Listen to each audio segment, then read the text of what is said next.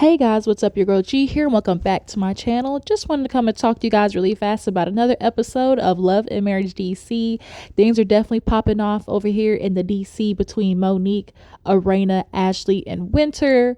This conversation between Monique that is traveling, basically the tale of a broken telephone, seems to be causing some strife in between some of the ladies. So let's go ahead and get into it, you guys. I apologize that I'm not able to record on camera, but I want to go ahead and knock out this review to be able to talk about things later on as far as Real Housewives of Atlanta and Basketball Wives. So let's go ahead and knock out this episode.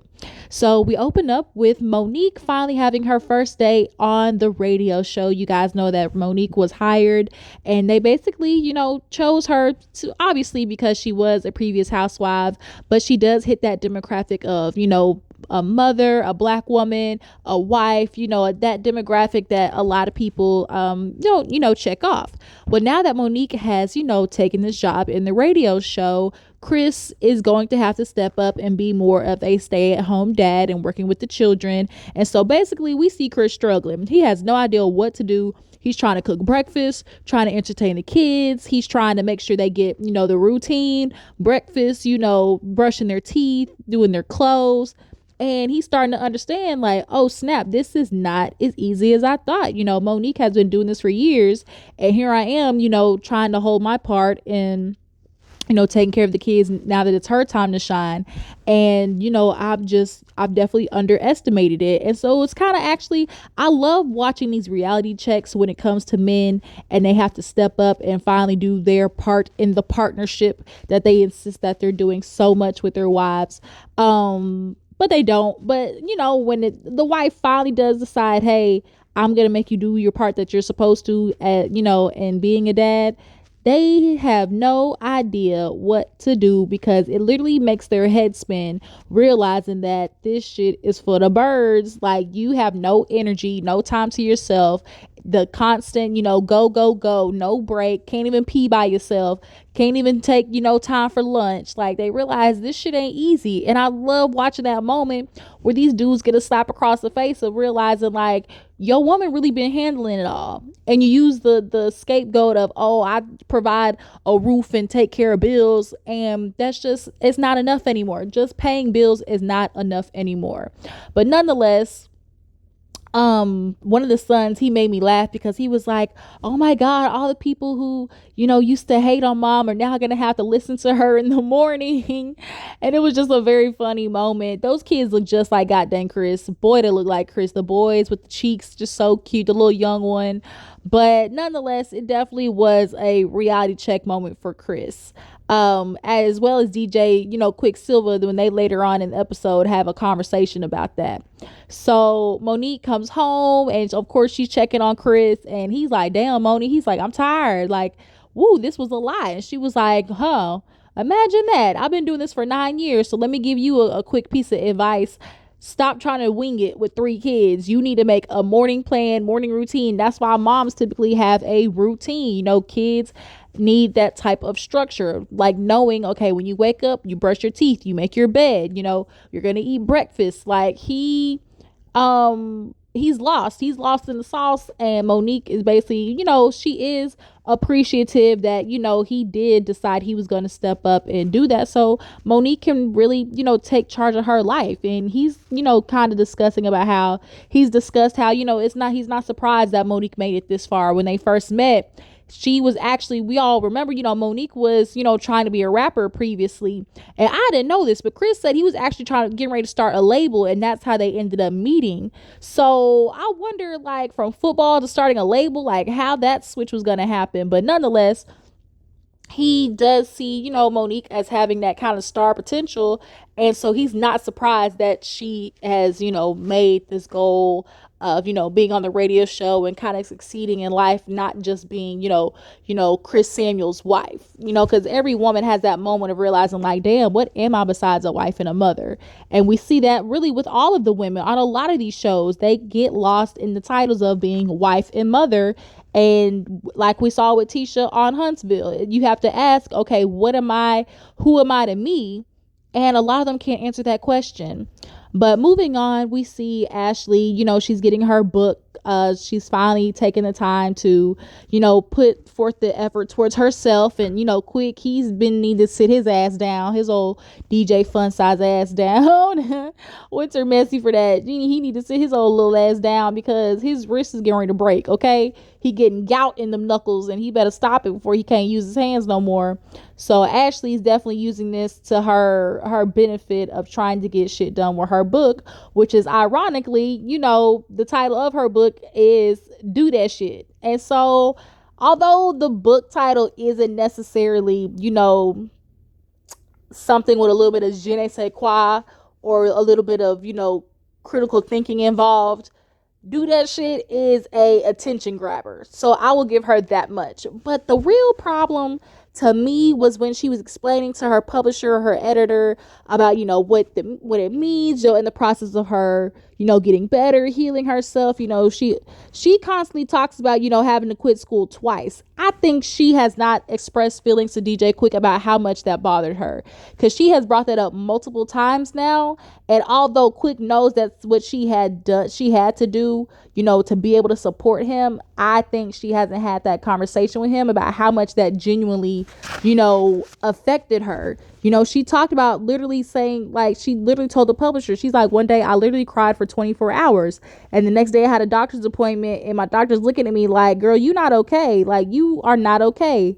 And a lot of times people be trying to put on this face, especially women who are, in the limelight, due to their husbands who have a certain lifestyle. You have to put on this face of I'm okay simply because of who, the husband is. But, talking about that, she realized, I gotta practice what I preach. She's nervous about doing photo shoots. That's not really her thing, but she's gonna do it. She's gonna push herself out her comfort zone. But then it's like another thing of like, oh, okay, you say you're working on yourself, but then it's like, oh, well, I don't really have much to do to get better because I finally arrived, I'm my best self, and stuff like that. And it's kind of like, I don't know if that's how it works. Like, I feel like becoming your best self, there's always a constant change and evolution. And so I don't know, something about Ashley kind of still does give me a little bit of contradiction when it comes to her book and her actions in life. So it'll be interesting to see how that goes. She talked to the publisher about Winter. She's like, yeah, Winter and her, her negative energy is just affecting me, or the ways that she does stuff, has definitely been a challenge. So Ashley basically was like, I gotta keep that bitch at arm's length. So moving on, we have the scene with Erana and Jamie. I guess they have hopped on TikTok and became one of those couples who do stuff on TikTok. And they kind of see it as a way for people to see their humorous side and how they, are still jokesters with each other. And yeah, I look at it like, yeah. Y'all have a couple of laughs together. But at the end of the day, Jamie needs help with his goddamn anger issues. That man has anger issues, point blank, period. And you're not going to sit there and tell me that he hasn't been emotionally, verbally, and mentally abusive to Erana. She literally wears it on her. Do I think that he has the tendency or has the wherewithal to be as well physically abusive with Erana in the 26 years? I'm sorry, I'm not gonna lie. I personally believe that Jamie has laid hands on Erana. I really do. That's just my thought process. I'm not saying it happened. I'm just letting you know that's what I think. He reads, why'd you make me do that? He reads, oh baby, I'm sorry, I was just really angry. That's what he reads to me. But she, talked to him about the session with Terri, and she was like, damn, Terri was right on with that bull, type of analogy. And he was like, oh, you think I'm a bully? And she said no, but it's like, your kids would beg to differ. That daughter was all up on Jamie, telling him he need to back the fuck off Jason, trying to make him be who he want to be. So yes, Jamie, you are a bully. You are. Just, if you don't want to accept it, your wife don't want to tell you, I'm here to let you know, nigga, you a bully. And he was like, I just am so confused because I didn't go in there with no energy, giving that off. And Erana was literally like, that's the point. Like, you may not have gave off that energy, but she reads up under what you're trying to put up, as a front. That's her gift, to be able to read, the aura. Like, even though you didn't give off to you didn't give off that energy to everybody else around you, Jamie, they're saying otherwise, they're feeling otherwise. So that's something you need to address in therapy. He talked about how, he can understand, he could be aggressive. He grew up with a dad that basically was like, he knocked you down. If he didn't see blood, he'd be like, all right, get up. And we know how it was being a black man, especially back in, the 70s or whatever, especially with the crack epidemic, they were being probably tough on them, not wanting to be in the streets. Then on top of that, just being a black man in America in general, not being really equipped with the mental and emotional, ability to raise a child / a boy to a man. I'm not surprised Jamie turned out the way he did. I'm just not. But just because you have that past doesn't mean that needs to be your future. And his inability to really just sit down and decide to work on it is where I have an issue. Because now your wife is like, oh, at times, Jamie has been aggressive. And this nigga says, was I aggressive, or was I disciplining? And what he said, disciplining and something else. And so she was like, oh, and motivational or something like that. And she was like, oh, I guess you're you're disciplining the kids, and then something else to me. And it's kind of like, no, Jamie, you're missing it. Oh, am I being mean and aggressive, or I'm disciplining? Like, you're literally your dad. Like, you are literally your dad. Go get help, take your ass to therapy and fix it. Like, that's just the end of the story. But they did agree to go back to Terri because they need it. So we see, what else happened? We see Chris and DJ Quick. They go to get their little feet rub a dub. They feeling like, oh my God, it's so hard. I need to go talk. I need to go talk to another man who gets it. Essentially, they both was like, damn, our wives made that shit look easy. Quick don't know what to do. He like, Ashley career taking off with the book and, the podcast and fashion. He's, at home more, and he's like, he has his head spun. And this is exactly why DJ Quick was doing what he was doing, which is going to work, because he was avoiding doing this. When men start staying home or doing housework for a little bit, they start to kind of feel essentially like, well, this ain't my job. Like, whoa, like I got a dick. Like, I'm supposed to. When a man, simply because he has a penis, feels like he's not supposed to help around the house. So when they do start doing those things, essentially they almost feel like their manhood almost is being taken away, because you clean up behind your kids, you wash dishes and like cook. Like, that's everyday life skills. Like, that's what's just so annoying about it. It's like, you niggas, like, it's everyday life skills. Like, you need to know how to cook and fend for yourself, like clean up behind yourself, do laundry, like the shit that I just don't get it. I honestly don't. But Chris, he understood. He was like, I get, like, you needing to have that separate time instead of talking with kids all day. They end up talking about the session with Terri, and Chris asked Quick about it, and he's like, yeah, and like, learning to be emotional and be there more for our wives is what we got to do. Like, is that something you're gonna work on? He was like, yeah, growing up, I didn't cry. My dad told me, even at my mom's funeral, like, don't cry. And I was like, damn, at 10 years old, your mama died and you not on the ground, like, rolling around. Like, I couldn't imagine being 10 years old and not crying at your mother's funeral. And so obviously he's mentally fucked up from his dad, pushing that manly man, type of facade on him. It's like, vulnerability is not weakness. And for him, he does talk about how, when Ashley's mad, happy, sad, she cries. But for him, he still feels all those emotions, but he doesn't know, he can't let them out. He can't fully express them. And he needs to work on that. Chris talked about him going to therapy and talking to somebody, and he definitely thinks, Quick should do the same thing. And I absolutely agree. But it was just so funny. Like, these men do what women do literally for 2-3 days, and they losing it. They don't know how it's possible. And it's just kind of like the treachery, like just the treachery. So we see Monique go to see Ashley at her like little book cover picture photo shoot, and basically they just talk about the conversation she had with Winter. She's like, I just want to explain to you everything and how that conversation happened. But Winter, I'm not gonna lie, she came up with some nicknames, and Ashley's like, what, like, is this gonna make me want to punch that bitch? And she was like, well, maybe. She was like, she called your husband DJ Fun Size, and low-key Ashley kind of like chuckled a little bit because it is funny. Like, we're not gonna lie, the shit is funny. But then she called Erana and Jamie, she called him Red Light Special because he got drunk and was falling asleep at the light, which is what he told her. That's what he said, at least. And so, Monique, that's why she was explaining to Ashley, like, that's why she was so confused, because the way Winter was explaining it, it came off like that's what her interaction was with Ashley and Erana. And so Ashley at this point is like, this bitch gonna make me punch her because she talking about my husband, talking about me, and plus the fakery of you and this like scammer husband. Like, I'm not liking it. And a lot of people were like, damn, Monique, you messy. But it's like, without Monique bone carrying, like, what would we have? Like, what would we really have going on without Monique doing the messy? Okay. She's basically done turned herself into the Giselle of this season, of just carrying bullshit around town, and causing strife.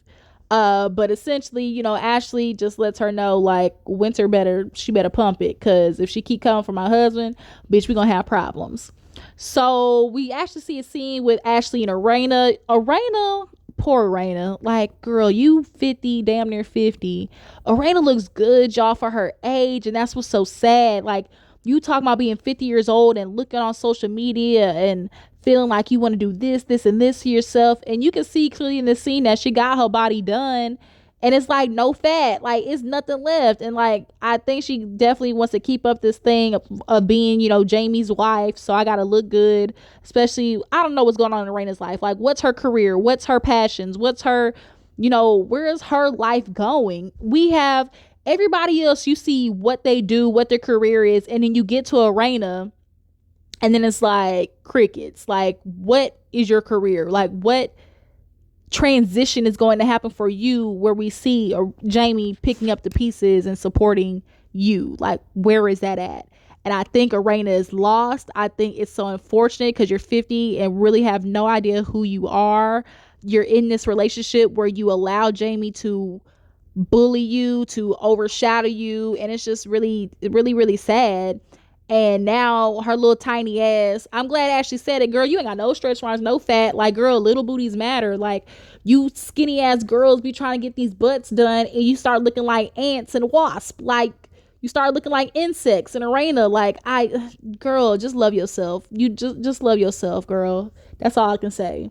Ashley fills her in on what Winter said about her husband, the Red Light Special, and Erana's starting to feel a little upset because she's like, oh, like, I done had a moment with this girl being vulnerable, and now she talking about my man. Like, get the fuck out of here. And I really feel like the only reason Erana is mad is because she knows she said something in regards to Jamie that he's gonna be upset at, so she has to now get upset on his behalf, basically to make up for the fact that she did reveal some things about the relationship that she knows he's not going to be happy with. Because if you notice, anytime that Erana speaks about the relationship, anything negative that Jamie has done, he kind of looks at her like, why the fuck you talking? Like, he did the last time. He shushed her in the confessional, and then even at the dinner or whatever. Like, he does not like talking about his indiscretions. And it's like, bro, you've been married for 26 years, and the funniest thing about men is y'all are always man enough to do the bullshit and always man enough to do the fuckery, but you're never man enough to cop up to it. You're never man enough to sit in the shit, in the mess that you created, and the turmoil that you've given your wife, and to address it. Like, I just always find that very funny. But now Erana, at the end of the episode, she confronts Winter. She sits down to talk to her and basically was like, girl, I thought we was good. First of all, Erana, her outfits have been on point. That outfit at the end with the chains and the suit, oh my god, it was so nice. But nonetheless, she was like, Winter girl, I'm hearing some things. I thought we was good at first, talking and everything, but why you talking about my husband? And Winter girl, I love you. No, I don't. I mean, I'm trying to give you some grace. in the sense of like them girls tried to come for you so you can come back for them, but at least sit in your shit of, girl, you was being messy. She's like, I didn't say it like that, or I wasn't saying it to be messy, Monique. I really got to talk to her because that's not how it came out. And it's like, girl, yes it did. You were being shady. You were definitely taking a little shady jabs, but that's okay. That's what's supposed to happen. But at least stand in your shit, though, is what I'm saying. And every time somebody's confronting her, it's always been, well, I didn't say it in a shady way. And it's like, how else do you say, well, girl, I know about your husband, like in a non-shady way? Like, oh, girl, the streets been talking, like that's shady.